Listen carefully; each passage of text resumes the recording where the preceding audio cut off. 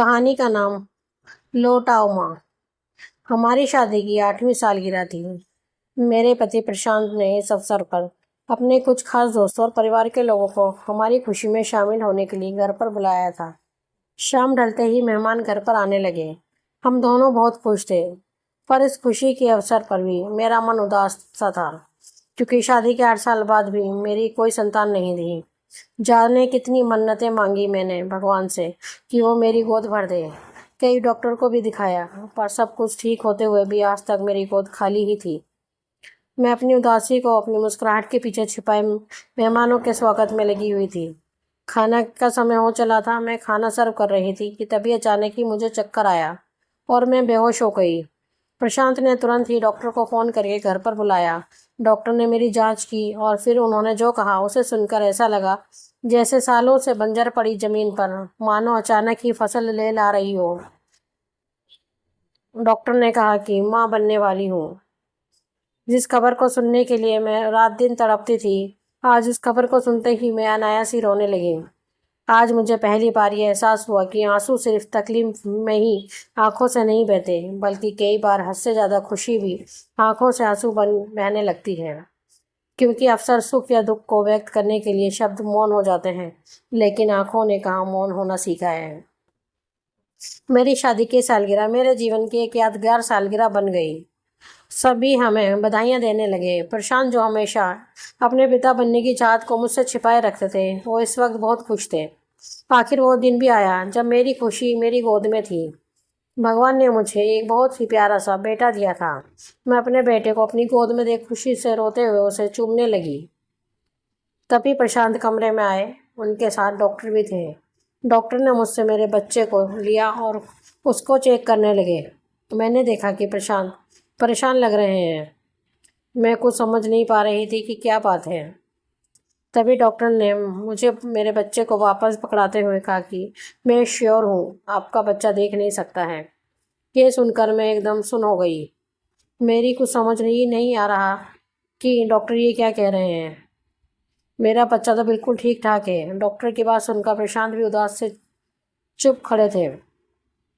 थोड़ी देर में डॉक्टर वहाँ से चले गए। मैं प्रशांत की ओर देखते हुए उनसे पूछा, ये डॉक्टर क्या कह रहे थे? मेरा बच्चा देख नहीं सकता, लेकिन ये तो बिल्कुल ठीक है। आप इसकी आंखें देखिए प्रशांत, कितनी सुंदर हैं। फिर ये कैसे हो सकता है कि मेरा बच्चा देख नहीं सकता? ज़रूर डॉक्टर को कोई गलतफहमी हुई होगी। तभी प्रशांत मेरे पास आए और बच्चे को अपनी गोद में उठाकर रोने लगे और बोले कि अवनी, डॉक्टर सही कह रहे हैं, हमारा बच्चा कभी भी देख नहीं सकता। प्रशांत की बात सुनकर मुझे ऐसा लगा मानो मेरे कान में किसी ने पिघला शीशा डाल दिया हो। मेरी तो समझ ही नहीं आ रहा था कि जिस खुशी को पाने के लिए मैं सालों से दिन रात तड़प रही थी, आज उस खुशी को पाकर मैं खुश हूँ या रोऊँ। मैं इस शब्द से एकटक अपने बेटे को देखे जा रही थी। मेरा बेटा इस वक्त मुझे दुनिया का सबसे खूबसूरत बच्चा लग रहा था। उसके निश्चल मासूम चेहरे को देख मेरा कलेजा फटा जा रहा था। मैंने तुरंत ही उसे अपने सीने से लगा लिया और रोने लगी। प्रशांत मुझे चुप कराते हुए बोले कि रो मत अवनी, कम से कम भगवान ने हमें औलाद का सुख तो दिया ना। हमारा बच्चा उन्हीं का आशीर्वाद है, देखना सब ठीक हो जाएगा। प्रशांत ने मुझे हिम्मत दिलाई और कुछ ही देर में मैं भी सामान्य हो गई। मुझे भी लगा कि सच सच ही तो है, भगवान के आशीर्वाद में से मुझे माँ बनने का सौभाग्य तो मिला। मेरा बच्चा उन्हीं का आशीर्वाद है और अब यही मेरी दुनिया है और मेरी ज़िंदगी भी। मैंने अपने बच्चे का नाम हर्ष रखा, हमारा हर्ष। मैंने अपनी ज़िंदगी का लक्ष्य बनाया कि मैं अपने हर्ष को कभी भी किसी पर आश्रित नहीं होने दूंगी और ना ही उसकी कमी को उसकी कमजोरी बनने दूंगी। मैं हर्ष की हर छोटी बड़ी ज़रूरत का पूरा ध्यान रखती। मेरी रात उसके सोने से और सुबह उसके जागने के साथ होती। हर्ष के 4 साल के हो जाने पर हमने उसका दाखिला एक ब्लाइंड स्कूल में करवाया, लेकिन आगे का सफ़र हमारे हर्ष के लिए आसान नहीं था। कई बार हर्ष के पूछे सवाल मुझे अंदर तक तोड़ जाते थे, पर मैं बड़ी हिम्मत से बिना टूटे बिना रोए उसके सवालों का जवाब देती। जब भी वो मुझसे पूछता कि माँ, मुझे हर चीज़ काली ही क्यों दिखती है? आवाज़ें तो सुनता हूँ पर कोई दिखता क्यों नहीं? आप भी मुझे नहीं दिखती, पापा भी मुझे नहीं दिखते, क्या आप लोगों को भी मैं नहीं दिखता हूँ? क्या हर चीज़ काली ही है? ऐसे अनगिनत सवाल जिसका जवाब देते हुए मेरी आत्मा रो देती। समय तेज गति से बढ़ता गया।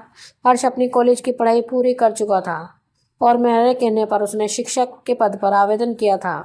हालांकि हर्ष का मन नहीं था फॉर्म भरने का, क्योंकि हर्ष जॉब नहीं करना चाहता था। वो कहता कि वो ऐसी किसी जगह नहीं जाएगा जहाँ मैं उसके साथ ना रहूं। पर मैं हर्ष को अब भी न मेरे सहारे के आगे बढ़ते हुए देखना चाहती थी। मैं उसे अक्सर समझाती कि अब उसे खुद से ही संभालना पड़ेगा। मैं हर वक्त तो उसके साथ नहीं रह सकती ना। लेकिन वो बड़ी लापरवाही से मुझसे कहता, क्यों, आप कहाँ जा रही हो? आपको पता है ना कि मैं आपके बिना कुछ नहीं कर सकता। उसके मुंह से ऐसी बातें सुनकर मैं परेशान हो जाती थी। इस बारे में जब मैंने प्रशांत से बात की तो उन्होंने भी वही कहा जो हर्ष कहता। लेकिन मुझे ये सही नहीं लगता था, क्योंकि मैं चाहती थी कि अब हर्ष बिना मेरे सहारे के अपनी मंजिल की ओर बढ़े। लेकिन हर्ष की सोच से मैं परेशान रहने लगी। मेरी को समझ में नहीं आ रहा था कि मैं क्या करूं। कभी कभी मैं हर्ष की सोच के लिए खुद को जिम्मेदार मानती। मुझे ऐसा लगता कि शायद मैंने ही हर्ष को अपने सहारे की आदत डाल दी है। हर्ष की सोच की वजह शायद मैं खुद थी। इसी बीच हर्ष को गवर्नमेंट जॉब मिल गई। इस खबर को सुनकर मुझे ऐसा लगा मानो आज मेरे जीवन का लक्ष्य पूरा हो गया हो। आखिर हर्ष अपने पैरों पर खड़ा हो गया था। उसे उसकी मेहनत का परिणाम मिल ही गया। पर न जाने क्यों हर्ष खुश नहीं हुआ। मैंने हर्ष से पूछा कि क्या बात है बेटा, तुम अपनी सफलता पर खुश नहीं हो? वो बोला कि माँ, मैं ये सब आपके बिना कैसे कर पाऊंगा। ऐसा क्यों सोच रहे हो बेटा? आखिर यहाँ तक भी तो तुम खुद अपनी मेहनत से पहुँचे हो ना। आगे भी तुम सब कर लोगे, और फिर मैं भी तो हमेशा तुम्हारे साथ हूँ। आज हर्ष को कॉलेज में ज्वाइन करने जाना था, लेकिन वो मेरे बिना जाने को तैयार नहीं था और आराम से सो रहा था। मैंने कई बार उसे समझाया, पर वो अपनी जिद पर अड़ा रहा और ज्वाइनिंग के लिए नहीं गया। 3 दिन हो चुके थे, लेकिन हर्ष आज भी ज्वाइन करने नहीं गया। बस एक ही बात कहता कि माँ, मुझे नहीं जाना, मैं घर पर ही ठीक हूँ। मैं उसे समझा के थक गई, लेकिन वो मेरी कोई बात सुनने को तैयार ही नहीं था। आखिर में थक कर मैंने हर्ष की बेहतरी के लिए एक निर्णय लिया। अब मैं अपनी ममता को हर्ष की कमजोरी नहीं बनने देना चाहती थी। इसलिए प्रशांत को बताकर मैं कुछ दिन के लिए अपनी माँ के यहाँ रहने चली गई। मैंने प्रशांत से कहा कि वो हर्ष से कह देंगे कि मैं उससे नाराज होकर गई हूँ। शायद वो कुछ दिन मेरे बिना रहे तो समझ जाए कि उसे अब बिना मेरे सहारे के ही आगे बढ़ना होगा। मेरे इस फैसले में प्रशांत ने मेरा साथ दिया और मैं कुछ दिनों के लिए अपनी माँ के यहाँ चली गई। जाने से पहले मैंने प्रशांत को हर्ष की हर ज़रूरत के बारे में समझा दिया था। मैं हर्ष को पहली बार ऐसे अकेले छोड़कर कहीं जा रही थी। मुझे बिल्कुल भी अच्छा नहीं लग रहा था, पर मैंने फैसला कर लिया था। मेरा फैसला सख्त तो था, लेकिन हर्ष की बेहतरी के लिए ज़रूरी भी था। मैं हर्ष से बिना मिले और बिना कुछ बताए अपनी माँ के यहाँ चली गई थी। मुझे हर्ष की बहुत याद आ रही थी। मैं प्रशांत को फ़ोन करके हर्ष के बारे में पूछा तो उन्होंने बताया कि तुम्हारे जाने के बाद से हर्ष बहुत परेशान था और हर वक्त सिर्फ तुम्हारे बारे में ही पूछ रहा था। जब मैंने उससे कहा कि तुम मुझसे नाराज़ होकर गई हो तो वो बहुत उदास हो गया। उसने तुम्हें फ़ोन भी किया, पर तुमने बात नहीं की। 1-2 दिन वो बिल्कुल ही चुप था और अपने कमरे से बाहर ही नहीं आया था और ना ही मुझसे ही कोई बात की। पर आज सुबह वो थोड़ा रिलैक्स लग रहा था। अभी तो मैं ऑफिस में हूँ, कहो तो शाम को तुम्हारी बात कराऊँ। प्रशांत, क्या वो अपनी जॉब पर जाने के लिए तैयार है? पता नहीं अवनी, इस बारे में तो उसने कुछ नहीं कहा और मैंने पूछा भी नहीं। मुझे ये बात सुनकर दुख हुआ कि हर्ष अभी भी अपनी जिद पर अड़ा हुआ है। मेरा मन उदास हो गया। तुम इतना क्यों परेशान हो रही हो अवनी?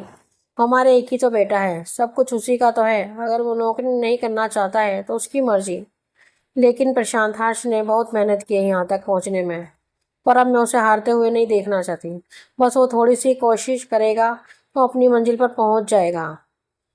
मैं बस यही देखना चाहती हूँ कि मेरा बच्चा बिना सहारे आगे बढ़े, वो भी सामान्य बच्चों की तरह अपनी लड़ाई खुद लड़े, और फिर हम हमेशा तो उसके साथ नहीं रहेंगे ना। आप देखिएगा प्रशांत, वो मेरा सपना कभी नहीं तोड़ेगा। मैंने प्रशांत से हर्ष का ध्यान रखने को कह कर फ़ोन रख दिया। माँ के यहाँ आए हुए मुझे आज 7 दिन हो गए थे और ये 7 दिन मुझे 7 साल से ज़्यादा लग रहे थे। एक सुबह प्रशांत का फ़ोन आया। इतनी सुबह प्रशांत का फ़ोन देख मैं घबरा गई फ़ोन उठाते ही मैं प्रशांत से पूछा, सब ठीक है ना प्रशांत? इतनी सुबह आपका फ़ोन? हाँ अवनीश, सब ठीक है, बस तुम्हें एक खुशखबरी देनी थी। खुशखबरी? कैसी खुशखबरी? प्रशांत ने बताया कि आज सुबह हर्ष बिना किसी की मदद के अपनी ज्वाइनिंग के लिए अकेले ही कॉलेज गया है। ये बात सुनकर मुझे बहुत खुशी हुई, शायद उतनी ही खुशी जितनी हर्ष को पहली बार अपनी गोद में लेकर हुई थी। आखिर हर्ष ने मुझे हारने जो नहीं दिया। मैं हर्ष से दूर जरूर थी, पर हर वक्त उसी के बारे में सोचती रहती थी। ना जाने उसके जॉब का पहला दिन कैसा रहा होगा, वो कैसे हर चीज़ को अकेले संभाल रहा होगा। उसे परेशानी तो नहीं हो रही होगी। कई बार मन होता कि वापस अपने बेटे के पास चली जाऊं, पर उसकी बेहतरी के लिए मुझ अपनी भावनाओं को दबा देती, क्योंकि मेरा अभी जाना शायद ठीक नहीं रहता। कुछ दिनों में जब हर्ष व्यवस्थित हो जाएगा तभी जाना ठीक होगा। बस यही सोचकर मैं कुछ और दिन माँ के यहाँ ही रुकी थी। एक शाम माँ ने मुझे एक चिट्ठी लाकर दी और बोली कि अवनी, ये हर्ष की चिट्ठी है। मैंने तुरंत ही चिट्ठी खोली और अपनी आंखें बंद कर हर्ष की चिट्ठी को पढ़ने लगी। माँ, मैं आपका हर्ष। कैसी हैं माँ आप? मुझे पता है कि आप मुझसे नाराज़ होकर गई हैं, लेकिन माँ, आपने जाने से पहले एक बार भी नहीं सोचा कि मैं आपके बिना कैसे रह पाऊँगा।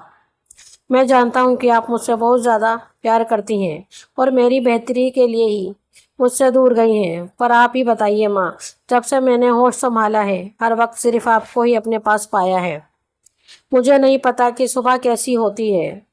उगते सूरज के प्रकाश से मेरी आंखें अनभिग हैं, लेकिन जब आप मेरे बालों को सहला कर जगाती हैं तब मुझे सुबह के होने का एहसास होता है। हर वक्त ही अंधेरे में रहता हूँ, पर आपकी लोरी मुझे रात होने का एहसास कराती है।